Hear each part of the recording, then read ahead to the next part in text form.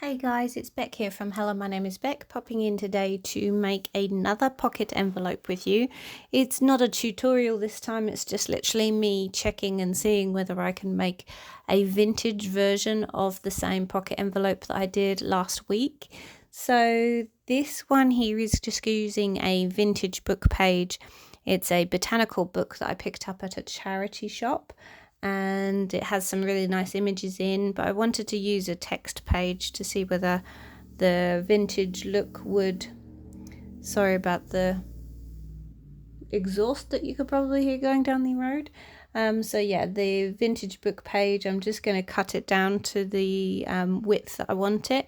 I cut it down to 8 inches by 8 inches, and so you'll see me popping it onto the scoreboard next.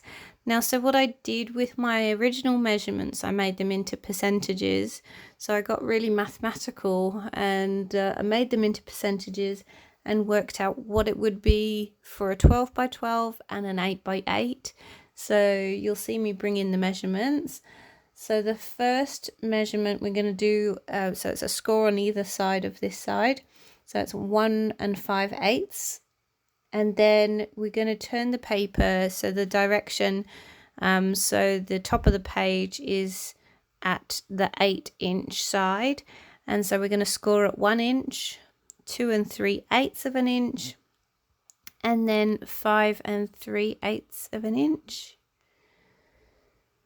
So, and then we're going to cut away the corners. So on the top of the page we cut to the first score line, as you can see that I am doing here, and then on the bottom of the page we actually cut to the second score line.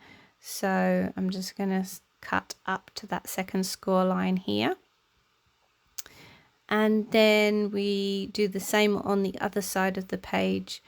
I'm really sad that I lost the beginning part of the January, but when you see the actual made envelope, you'll see that I didn't really need it in the end.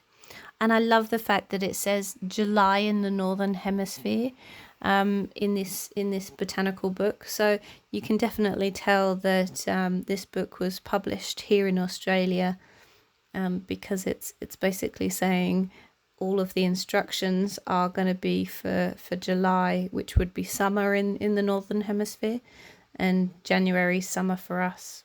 So doing the same things that I did last week of all of the folds, and the only thing that I'm not doing the same as last week is rounding the top corners, because I actually worked out in the end you don't actually need to round those corners for some reason.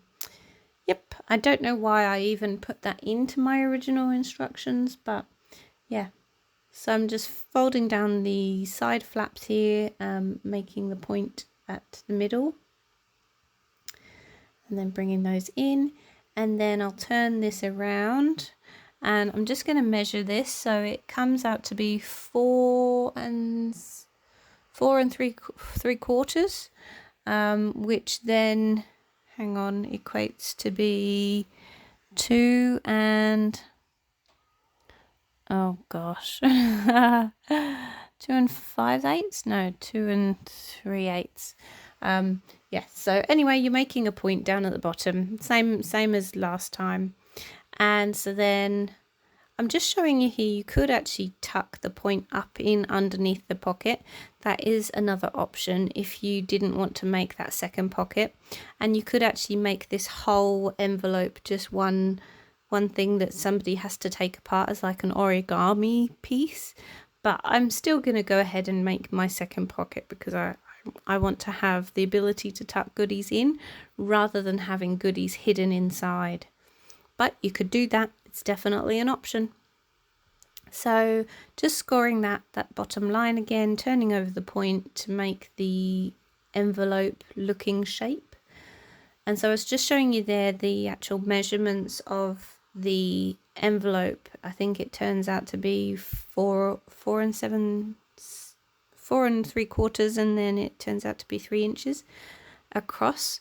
And so here I've gone around with gold thread on my sewing machine, and I have sewn around the edges.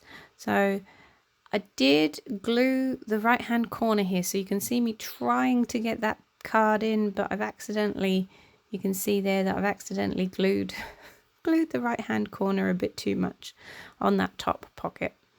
So then the next thing we're going to do is we're going to see the decoration. So I take this away and then ta-da, power of editing, the decorated envelope. So that little quote down at the bottom was from Emma Lou Loves. She did a couple of quotes for me and put them onto a piece of paper. So I like that. There was peace in the air. And then I used some butterflies. The right hand butterfly, which you can see is a bit raised, is actually stuck down onto my handmade paper, and I've fussy cut around it and raised it up.